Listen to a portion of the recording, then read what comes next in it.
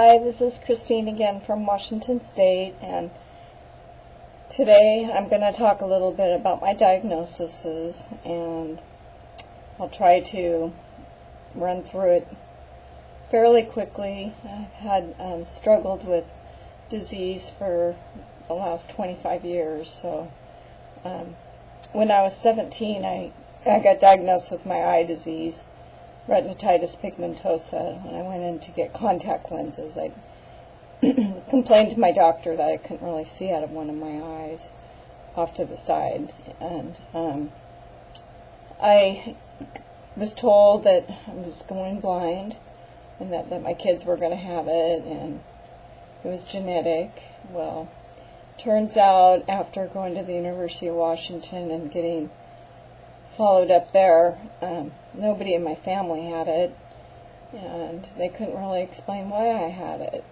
and it was kind of perplexing. And my next diagnosis came when I was 24. I had been working for the airlines for a couple of years, and I had a very physical job, and I started having numbness in my feet.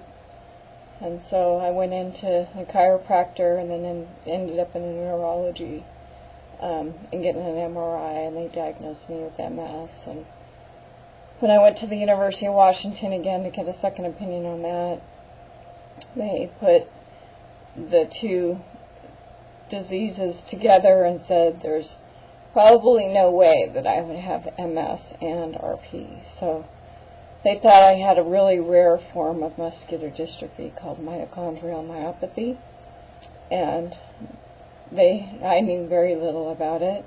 I had tried my best to do research on it. It was really a complicated disease, but it's genetic, and so I ran through a gamut of genetic testing, and they tested me for the most common forms of that disease. I did a muscle biopsy, and nothing came up. Everything came out normal. And so I continued my treatment with Dr. Bowen, and he basically treated me as if I had MS because the symptoms were just identical to MS.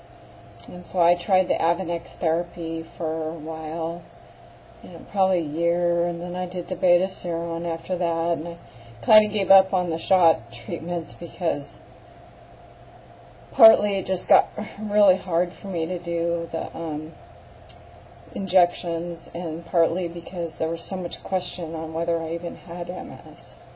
So I just felt that the side effects and things were not working for me. And as time went by, if I did have MS, they thought I had a relapsing remitting. So I went periods of time where I felt fine, and just had subtle numbness, and I limped on one side quite a bit, and so it was something that I could deal with for a long time. And I knew that I needed to save some money, so I started investing my money and saved up and bought a condo, and that was a really smart move. I did that in my 30s, and then I never got married. I was in a relationship, and my boyfriend passed away in 2005, and that's when I really started progressing with being in a wheelchair and things like that. And he'd been sick a couple years prior to that, and I'd been getting worse up till that point. And I'd been having falls, and I rolled my ankle so many times and hurt my knee, and so I was using a cane and having falls, and that's why I left work in 2003. And I got denied Social Security disability at first. And so I had to go through 22 months of that kind of stuff, and I felt like I was hitting every roadblock. I had quite a bit of harassment when I was working because people didn't really believe that I had my disease, and it just, and to kind of sum things up, things got really bad when my boyfriend died, and that's when I went into the wheelchair, and it just seemed like I really progressed a lot after that and got really deconditioned. My whole life changed as soon as I went into a wheelchair.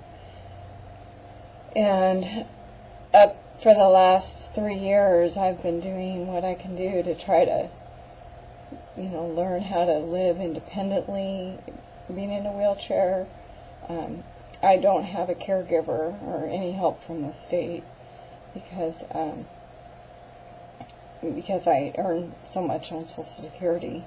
So I had a lot of money in my savings and retirement that kind of got me by for a while, and now this last year I felt like I had to get a roommate and started looking for some work so I could pull in a couple $100 a month to help things out there.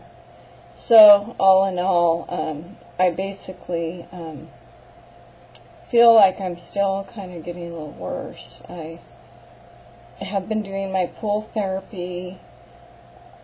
I think logistically, operational wise, as far as maintaining and paying my bills and doing everything that I got to do, taking care of myself, everything is working, and so I'm really happy about that. But it just seems like my disease, I'm just struggling with it all the time, 24 hours a day.